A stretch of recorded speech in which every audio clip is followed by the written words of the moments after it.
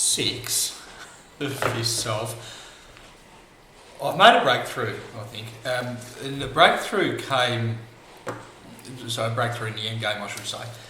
Before I do that though, I have worked out how quashy in 25 down works. The clue we might remember is black, nightshade was an extra word. Black dead leaves crushed in fine perfume. Another word for crushed is quashed, so dead, D, leaving quashed gives quash without the D, which we have there. The final E, and this is once again totally devilish. This doesn't mean, this isn't in fine, this is in fine. Don't think it's in chambers, but it is in the ODE. It means finally. So finally, perfume gives us the E of perfume. I mean, that is devilish. Anyway, that's not the breakthrough that I've made. The breakthrough that I have made is I'm sort of kicking myself for not spotting this earlier, but the description of Moriarty as the Napoleon of crime and the author of the treatise on the binomial theorem comes from a Sherlock Holmes story called The Final Problem. And that's...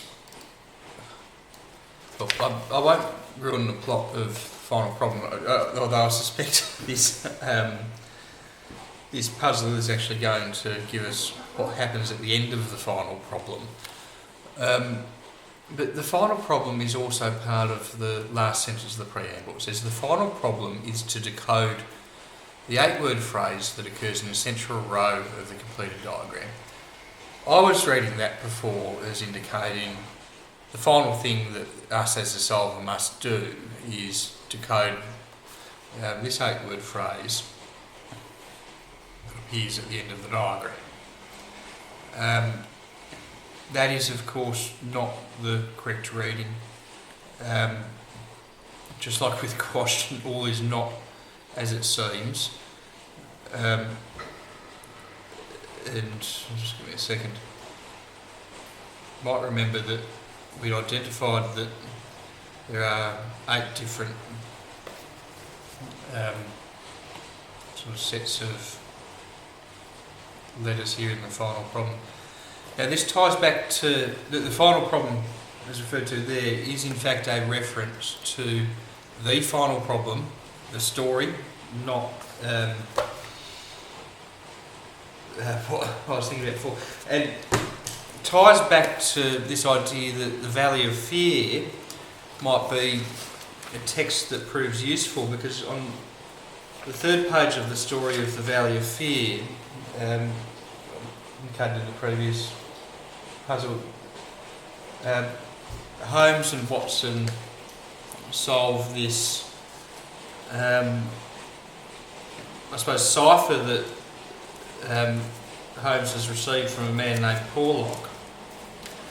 And they do that by looking at a text and looking for, say, the 13th word and the 127th word and the 36th word, and together that gives a secret message. I was thinking, okay, well, let's do that. Before I made this connection between the final problem and that text, I was trying it with the Valley of Fear, I was trying it with the preamble, I was trying it with the clues. The final problem is what we use to decode the 8-word phrase. I'm just going to show you how that's done. NQ, XG, OI, CBH, RSGH. Now, N self-evidently gives 14 as the 14th letter of the alphabet. I think Q gives 17 as the 17th letter of the alphabet. This is where it starts getting a bit tricky, because we have XG, X is the 24th letter, G is A, B, C, D, E, F, G, 7th letter. So I think what we're dealing with there is in fact 2, 4, 7.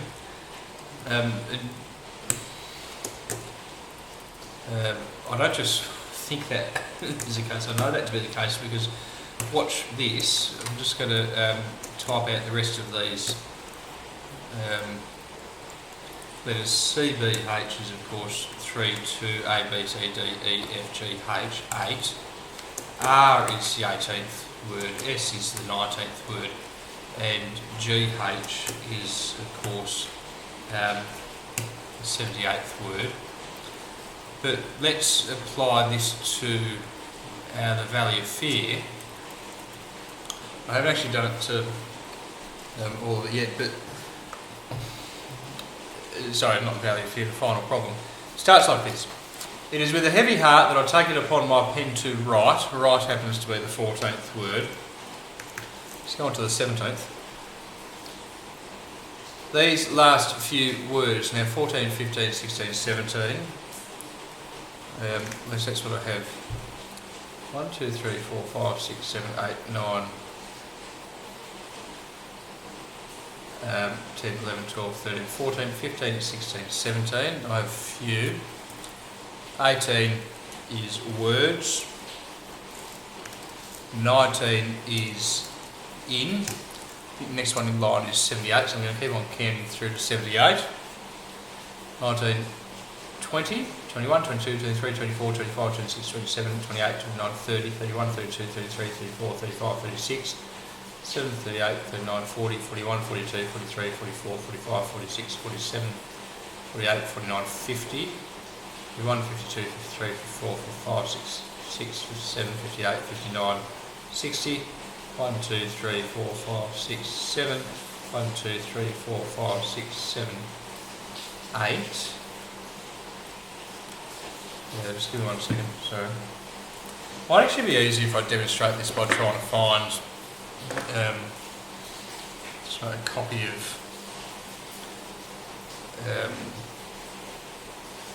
of this puzzle, of this text. Just give me 1 second. The final problem, Sherlock Holmes text. Just do it before.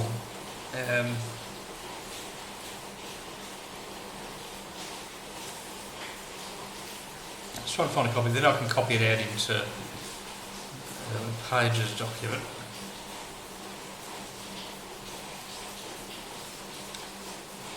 And try and highlight the words that way.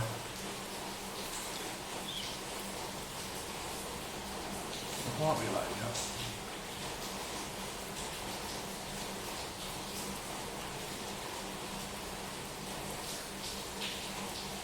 Here we go. This looks like it.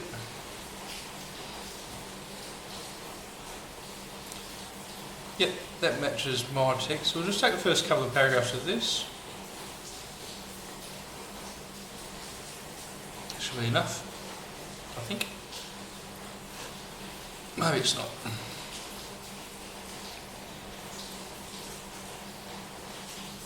That should definitely be enough. Look at those pages, there we go.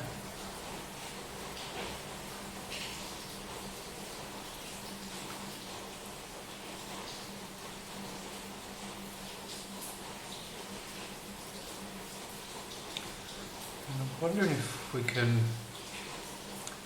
do our word count on this. How do we count words?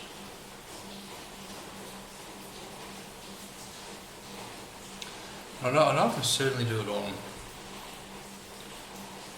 Mac version. Oh, here we go, show word count. So I've got a word count down the bottom here. There we go, 14 word, the 14th word is right. Sorry, last I have in this edition, which I was just trying to do it from there, the word few, that's why it didn't work. So last few, 247 words. Hopefully this addition works.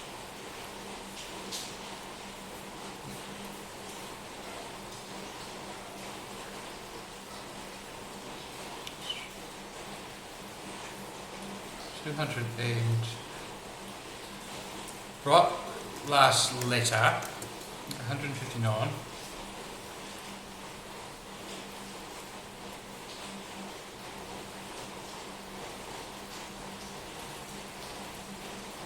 That's 149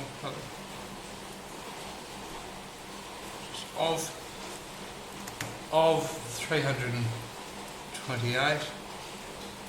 It's down here.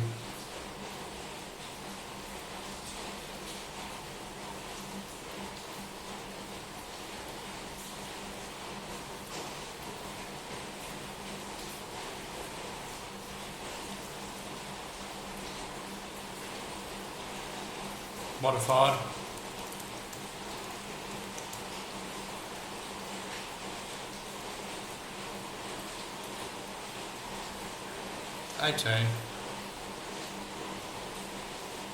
Words in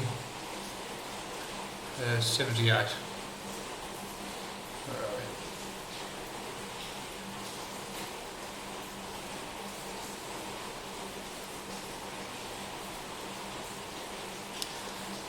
Scarlet.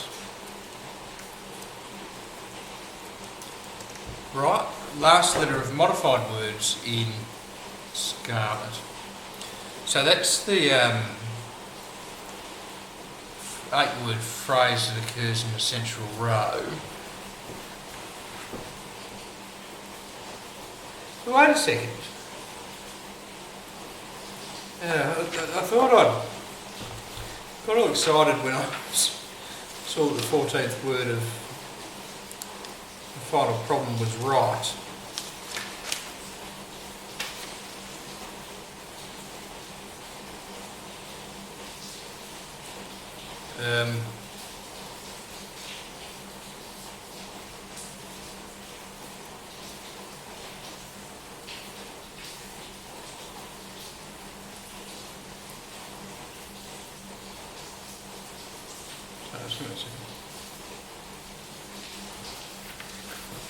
Just want to compare where the difference is with my text here.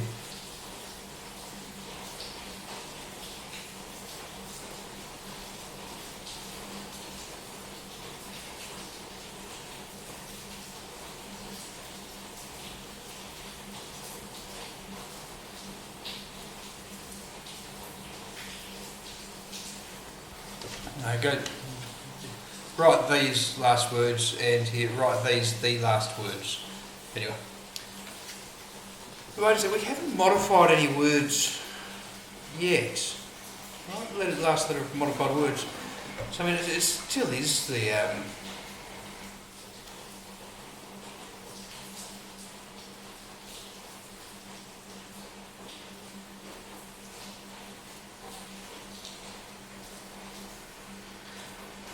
modified words be? Last letters of modified words in scarlet. Well, I wonder if this one's just going to highlight all the words that could potentially be modified. We've got the Y here from density, the I from denari, E from close, S from here, M from here.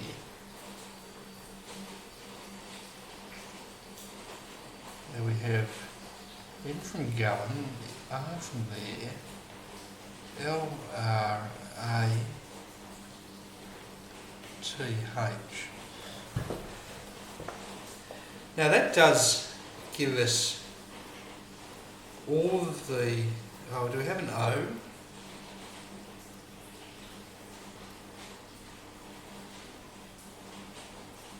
It doesn't give us an O of Moriarty, but it just does give us a M, the R, it only gives us one R, oh no, two R's. It gives us an I, it gives us an A, it gives us T and a Y. Okay, so Let's proceed on the basis that the changes that we are making with here only modifies the letters that we want. So it only modifies the words where we want the last letters. I'll show you what I mean by this. So,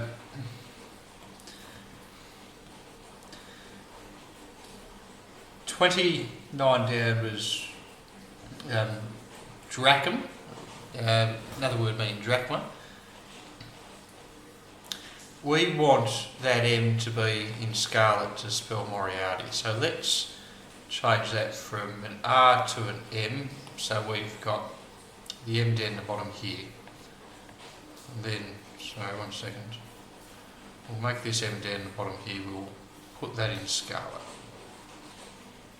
And scarlet is, of course, another thematic word, I suppose. Just got to get rid of those extra things that I put in here. So we've used those parts, we've decoded that message.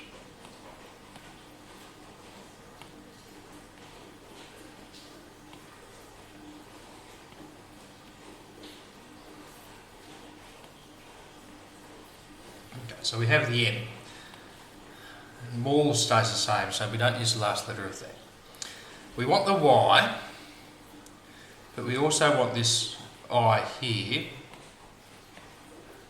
So let's change denari to denari. That gives us this one. This I, that means we can make that scarlet. I'm just going to keep track of where we're up to as we go.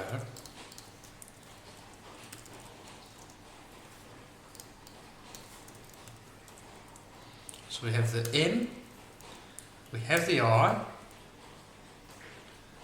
we want the Y, so it means we're going to need to change this to an I.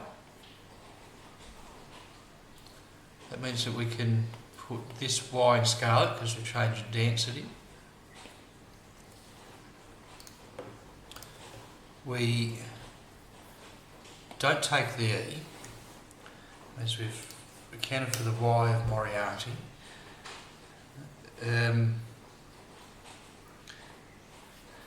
With here the crossing gallon and chair, we don't want the N, we only want the N. That means that we keep gallon, but we change chair to replace the I with the O. Gives us one of the R's of Moriarty. We have, we don't want the L, so that's not in Moriarty, but we do want the R, and we know that there's only going to be one misprint in each clue, so that misprint is going to have to be here, which gives us the R. And it's not going to be here, which gives us the A. This is devilishly clever. Then we can get rid of the AR there.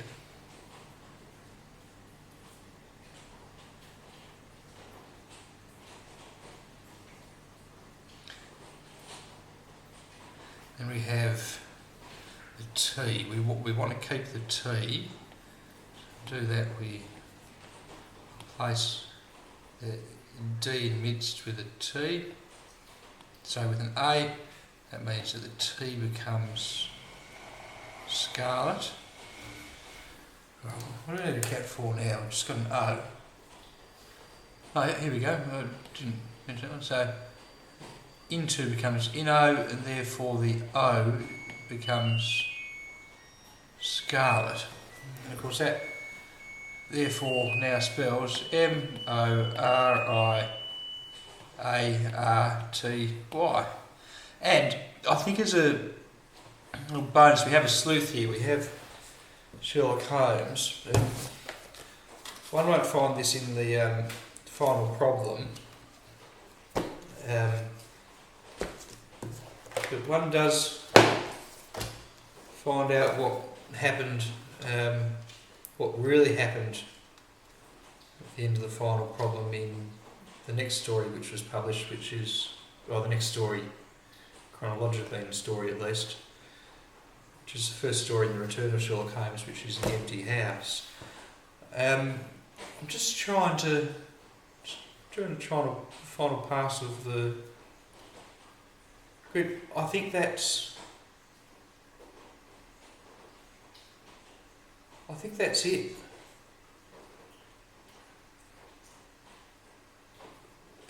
The author highlighted in the completed diagram. Of course, it's highlighted either because we've highlighted the various things here, or it's just highlighted because it's coloured in a different colour.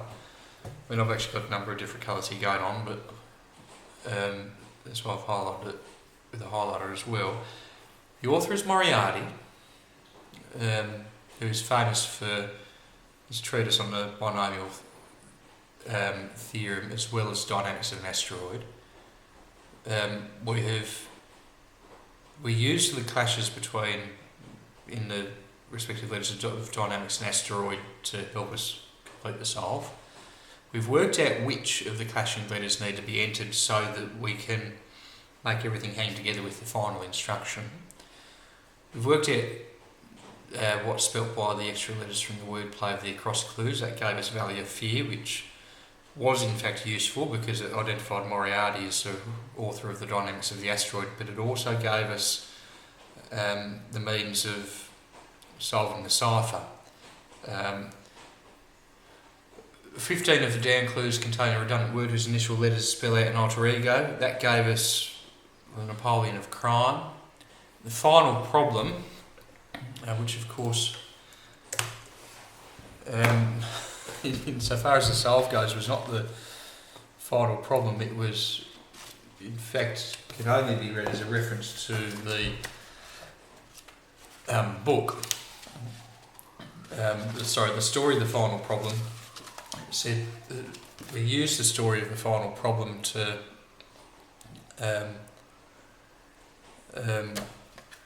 in order to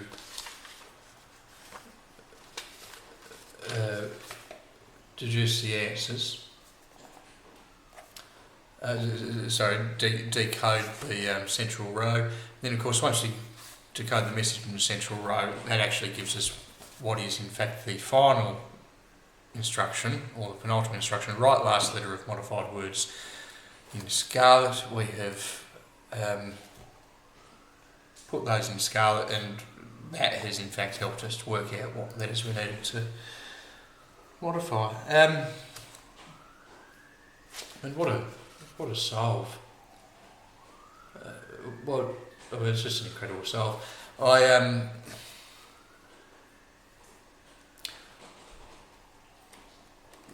thing that made the penny drop for the end game is reflecting on the fact that the final problem is in fact the name of the story, and then I think working out that the 14th letter is right, so the 14th word is right. I had in my version few for the 17th word, but it's slightly different in that version we pulled off online, but certainly the 18th and the 19th in either version are words in, which is certainly enough to get us going and give us an indication that we were on the right track. And of course, that's exactly the method that Dr. Watson and Sherlock Holmes did to solve the cipher that Sherlock Holmes received at the start of The Valley of Fear. I'm glad we didn't need to read the entirety of The Valley of Fear, because that would have drastically slowed down the solve. I'm not at all surprised that this puzzle won Puzzle of the Year in 2002. It's a marvellous puzzle, and I think one of the things that we spotted as well is that we have here the sleuth hidden in the grid, and I think in some way the diagram that we end up with, the graphical representation that we end up with, does match, I think, the storyline as it was later understood to be, or what was later understood to have happened between Professor Moriarty and Sherlock Holmes. At the top of it was a Reichback force, I think it was, wasn't it? Where are we? Analyzer Sherlock Holmes. The Reichback force, I think it was in Switzerland. Give me a moment. Let me find it. It's a thrilling enough story. Where are we?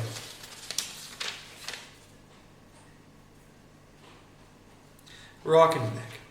We had strict injunctions, however, on no account to pass the falls of Reichenbach, which are about half up a hill, without making a small detour to see them. And of course, that's what Sherlock Holmes and Dr. Watson did before Dr. Watson was tricked into making his way back to the hotel, and Sherlock Holmes, we eventually find out, knew exactly what was going on. He was about to be confronted by Moriarty, and ostensibly they both took a tumble off the cliff, but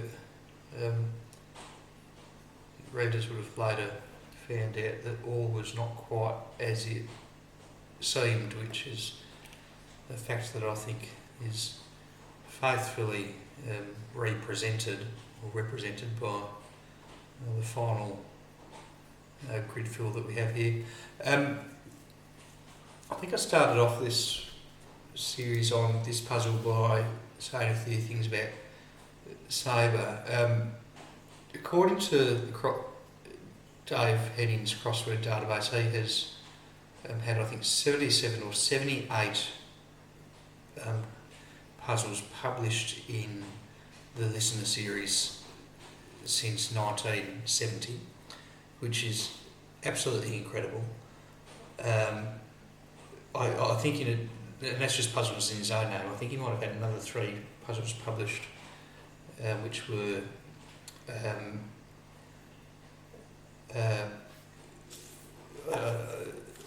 puzzles which were written with another setter, and I think there was a puzzle last year which appeared, which I think was a puzzle which was written by him and another setter by the name of Shirley Curran, who goes by I think it's Chalicia or Chalika. Not quite sure how to pronounce it, but she's another, I suppose, mainstay of the setting world, and another person who has, I think, her and with her husband Charles as well, made a very big contribution to setting advanced style cryptic puzzles. But her on the one hand and Sabre on the other hand, I think both setters are on the absolute opposite ends of the spectrum, in the sense that Sabre is renowned for the subtlety and difficulty of his clues, whereas Shirley is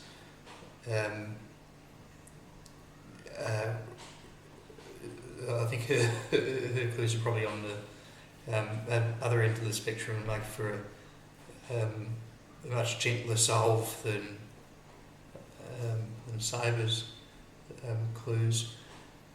I think they're both absolutely terrific setters, and every puzzle that either of them writes, my experience has been that they're masterfully put together and absolutely delightful to solve. I think with some of these clues we have got a taste of just how devious Sabre's clue writing can be.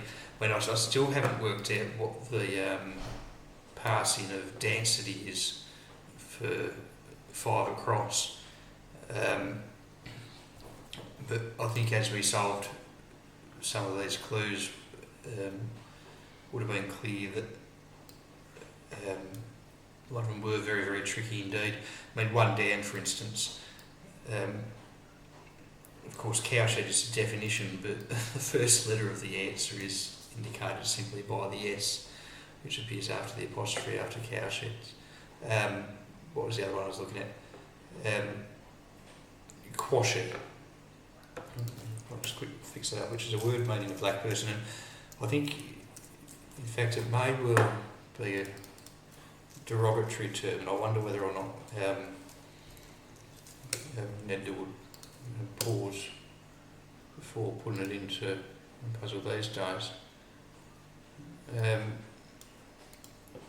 could be wrong about whether or not it's derogatory, but the third sense of the definition there certainly suggests it may well be. But, I mean, dead leaves crushed to remove D from quashed is certainly obvious enough, but in fine perfume, which is actually infino, where are we? Just trying to find it, a reference to that. It's not in chambers, but it appears in the shorter Oxford English Dictionary and the Oxford Dictionary of English, and I think it appears in, does it appear in Collins? In Collins as well, but I wonder whether or not it is in fact proper to include under fine. The entry for fine, it means last letter, which once again is absolutely devilish.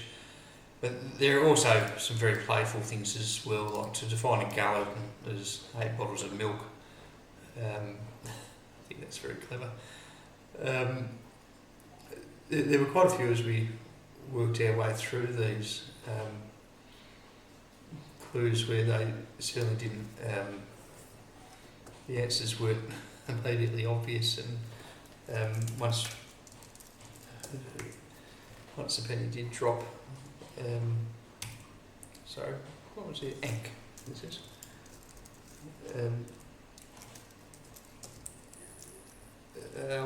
One couldn't help but admire what Sabre was doing, but anyway, waffling on down. An incredible. Here we go. I mean, this is another definition as well. A stellar revision for immersion, which is, of course, a word meaning the reappearance of an object in the sky after an eclipse or a seclusion. So it's not stellar revision, it's stellar revision in the sense of something's appeared again in one's vision. And then you've got just the obscurity of some of the entries themselves, like Horn Girl up at 11 across, and a Koimeti, or however that's pronounced, which for long stock prayers, and I mean Beatles and more. So anyway, extraordinarily clever. Might have taken a while to get through this one, but I think it was an incredible solve. I hope I've actually got to the end of it. I hope I haven't missed anything in the end game here. But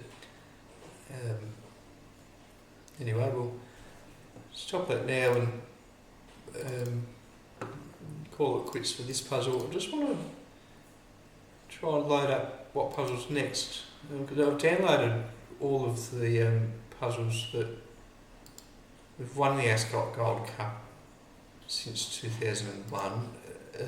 So the next one that I'll solve will be 2003. Here we go. Just loaded up here. We have listener 3734 by ARC.